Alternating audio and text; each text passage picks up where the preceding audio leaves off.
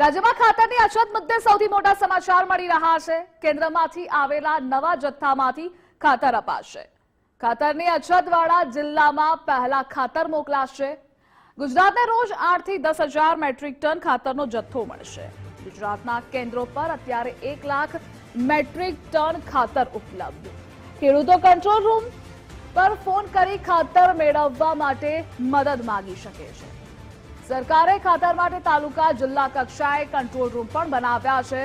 ત્યારે રાજ્યમાં ખાતરની અછત મુદ્દે આ સમાચાર મળી રહ્યા છે।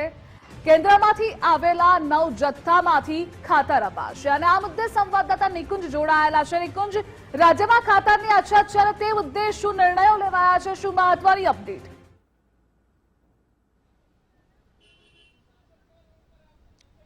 ધ્રુવિશા, રાજ્યની અંદર ખાતરની હાલ અછત પ્રવૃત્તિ રહી છે તે પ્રકારના સમાચારો અલગ અલગ સેન્ટરો પરથી આવે છે અને રાજ્ય સરકાર પણ આ અછત નિવારવા માટે પગલાં લઈ રહી છે। મહત્વનું છે કે આગામી દિવસોની અંદર 8 થી 10,000 મેટ્રિક ટન ખાતરનો જથ્થો જે છે તે રાજ્ય સરકારને મળવાનો છે અને આ ખાતરનો જથ્થો રાજ્ય સરકારને જ્યારે પ્રાપ્ત થશે ત્યારે એવા જિલ્લાઓ કે જ્યાં હાલ ખાતરની થોડી અછત છે તેવા જિલ્લાની અંદર આ વધારાનો ખાતરનો જથ્થો ડિસ્ટ્રીબ્યુટ કરાશે, જેના કારણે ખેડૂતોને સરળતાથી આ ખાતર જે છે તે ઉપલબ્ધ થઈ શકે।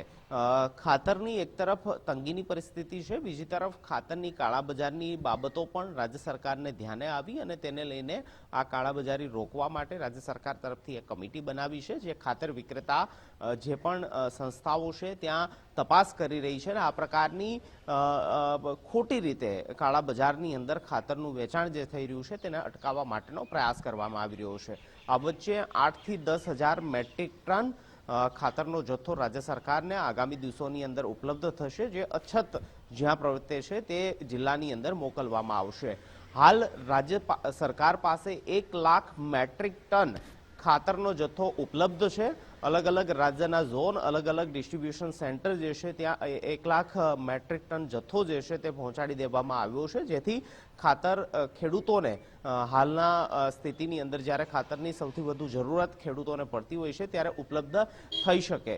રાજ્ય સરકાર તરફથી એક ટોલ ફ્રી નંબર પણ જાહેર કરવામાં આવ્યો છે કે જેના માધ્યમથી ખેડૂતો ખાતર સંબંધિત ફરિયાદ કરી શકે છે। ખાતર સંબંધિત અછત પોતાના વિસ્તારની અંદર, જિલ્લાની અંદર હોય તો પણ આ ટોલ ફ્રી નંબરની અંદર જાણ કરી શકે છે, જેથી રાજ્ય સરકારને પણ એકચ્યુઅલ પરિસ્થિતિ ગ્રાઉન્ડ લેવલની કયા પ્રકારની છે ખાતરના વિતરણ કેન્દ્ર પર તેનો ખ્યાલ આવશે। ફરિયાદો પણ ખેડૂતો તરફથી મળી રહી છે, ખાસ કરી કાળાબજારી થતી હોય તો તેની પણ ફરિયાદ કરવા માટે ખેડૂતોને આ ટોલ ફ્રી નંબરથી કહેવામાં આવ્યું છે। તો આગામી દિવસોની અંદર રાજ્યની અંદર ખાતરની ઉપલબ્ધતા વધુ બને તે માટેના પ્રયાસ છે અને 8 થી 10,000 મેટ્રિક ટન ખાતરનો જથ્થો આગામી દિવસોની અંદર રાજ્ય સરકારને મળવાનો છે।